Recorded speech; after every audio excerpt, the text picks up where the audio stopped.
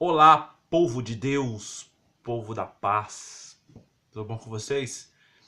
Vou compartilhar então mais um vídeo aí com vocês, falando um pouco da palavra de Deus, né? Vou fazer um vídeo curto dessa vez, cerca de uns 10 minutos, aí você que tem me ouvido aí, tem visto aí meus vídeos, tem passado um pouco de 15 minutos, então eu vou fazer esse vídeo de cerca de uns 10 minutos, vou tentar, né? Para trazer reflexão, um tema que eu acho muito interessante, né? Sobre qual que é a validade do Antigo Testamento para os dias de hoje?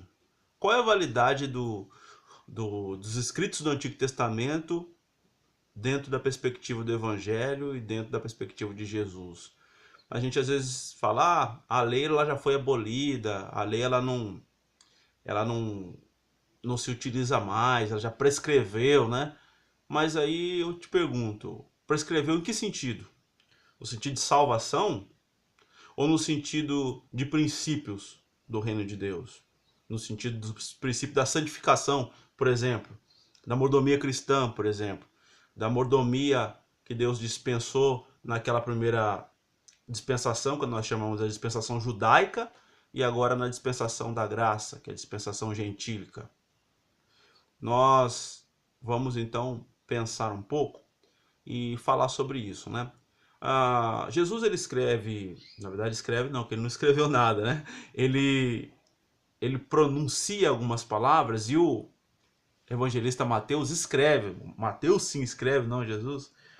No capítulo 5 do Evangelho de Mateus, a partir do versículo 17, os seguintes versículos, até o 20, vamos ler.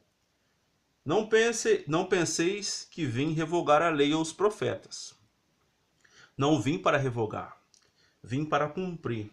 Porque em verdade vos digo, que até que o céu e a terra passem, nenhum i ou iota ou nenhum tio jamais passará da lei, até que tudo se cumpra. Aquele, pois, que violar um desses mandamentos, posto que dos menores, e assim ensinar aos homens, será considerado mínimo no reino dos céus. Aquele, porém, que os observar e ensinar, esse será considerado grande no reino dos céus. Porque vos digo que se a vossa justiça não excederem muito a dos escribas e dos fariseus, jamais entrareis no reino dos céus. Eita, difícil, hein, interpretar isso. Como interpretar isso e coadunar e ajuntar com os ensinos do evangelho que Jesus está falando. Então, em primeiro lugar, nós temos que estabelecer algumas questões para a gente pensar. Jesus não veio revogar a lei no seu sentido espiritual ou de princípios da lei que Deus estabeleceu para a humanidade. Não. O que se fala que ele revogou foram duas leis, basicamente. A lei nacional, ou seja, no sentido ali de Israel como nação, e a lei cerimonial cultica de Israel. Jesus revogou isso, não se precisa mais. Em Hebreus fala que ele é o sacerdote que se apresenta, agora ele não mais se utiliza dessa lei para salvação, nesse sentido também, não tem isso. Então, o que ele não veio revogar? Os princípios espirituais da lei, ou os fundamentos da lei, que são fundamentos eternos. Fundamentos eternos. Os fundamentos eternos da lei estão vigentes até hoje. E quais são esses? Primeiro, a opção pela vida, a opção pela justiça, a opção de entender a soberania de Deus, a opção da liberalidade, em todos os sentidos, né? Se você ler lá Deuteronômio 14, o final dele não prescreveu aquilo. Só para a gente retomar aqui e apontar, o centro do livro de Deuteronômio é uma palavra que é quase abominada hoje em dia nas igrejas e tal. Se chama o dízimo. É o centro do livro de Deuteronômio. São 10 capítulos que falam sobre o dízimo, basicamente. E o dízimo é para quê ali no Deuteronômio? Para organizar de forma justa a lei de Israel e abençoar aqueles que vivem do serviço levítico, que são os sacerdotes, as viúvas, né, os órfãos. E aí no versículo final lá do capítulo 14 fala assim: que as pessoas ofertariam, dizimariam para que o trabalho daquelas outras pessoas fossem bem. É um princípio, estou dando esse exemplo. Outro princípio da lei é a soberania de Deus, reconhecer que Deus é soberano, reconhecer que Deus está sobre todas as coisas, a grandeza de Deus, a grandeza de Deus sobre a criação, sobre a nossa vida. Jesus está falando aqui que os fariseus eles faziam isso. Mateus 23 fala isso. Fariseus dizimavam, oravam, faziam discípulos, eles frequentavam as casas. Jesus fala que há um princípio de justiça do reino de Deus, que é o quê? Colocar as coisas nos seus devidos lugares, que não pode ser abandonado. O princípio da justiça, de andar conforme a lei de Deus, a soberania de Deus, esse princípio não foi prescrito. É um primeiro ponto. Quando ele fala da justiça, fala do tema central de Mateus, que é o tema da justiça, e que são as coisas nos seus devidos lugares, as prioridades que Deus dá em relação à criação, à nossa vida, etc. Quais são as prioridades que Deus dá? Da oração, da leitura da palavra, do cumprimento das escrituras, a prioridade de amar ao próximo, de discipular as pessoas, de levar as pessoas a Cristo. São prioridades que Deus nos chama a ser fiéis a isso, e que muitas vezes as pessoas não são fiéis nesse sentido. Então, segundo, por que ele fala que a nossa justiça tem que ser maior do que a dos fariseus?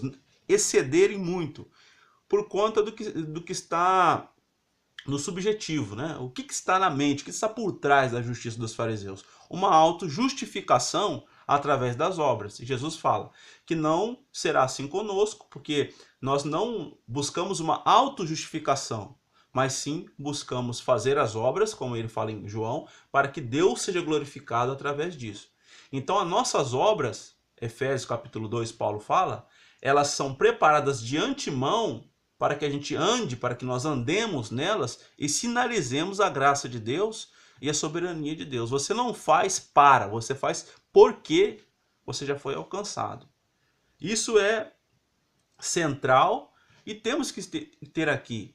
Para que nós fazemos? Por que nós fazemos? Porque nós entendemos que nós somos filhos de Deus e que a natureza, a humanidade foi dispensada para que nós cuidemos dela de uma forma correta, de uma forma responsável, que respeite a diferença, respeite o outro, respeite, como a palavra chama, a alteridade, ou seja, a diferença entre as pessoas. E Jesus fala que quem não cumprir isso, quem não conseguir, jamais entrará no reino de Deus.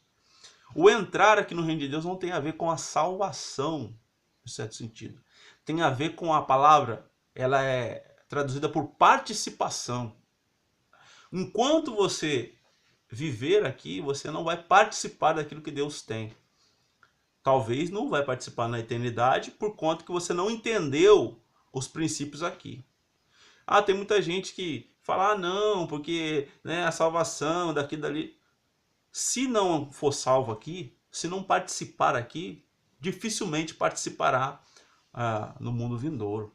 Isso aí é claro, patente aqui nas Escrituras, né? O que significa não entrar? Significa não compartilhar de forma plena daquilo que Deus tem. Não compartilhar. Você vê na internet, você vê em canais, igrejas crescendo, pessoas recebendo milagres, coisas acontecendo, e a gente duvida, não acredita. Obviamente que vai duvidar, que não vai acreditar. Por quê? Porque o princípio que rege a vida dela não é um princípio bíblico.